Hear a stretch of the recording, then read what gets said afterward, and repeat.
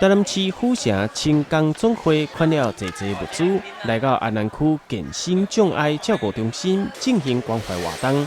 这寡物资有尿布、卫生纸、轮椅等等，拢非常实用，也拢是照顾中心真需要的生活用品。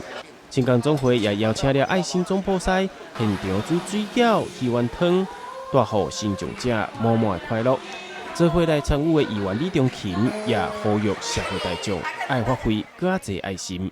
今天很开心，我们来到健身障碍照护中心来做爱心。那也很感谢我们府城青工跟南营青工所有的青工伙伴来到今天的这个机构来帮助一些需要帮助的人。那我们今天来到这里，看到很多都是弱势家庭，那他们就是可能在经济上面有很多不足的地方，所以变成机构要去吸收这部分的费用。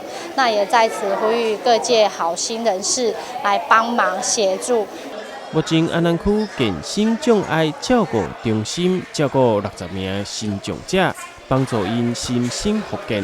为着要带动气氛，青工总会伫咧现场，佮特别安排了团康的活动，学习要如何甲身心障碍朋友相处，互咱更加知影如何爱人，如何互相尊重。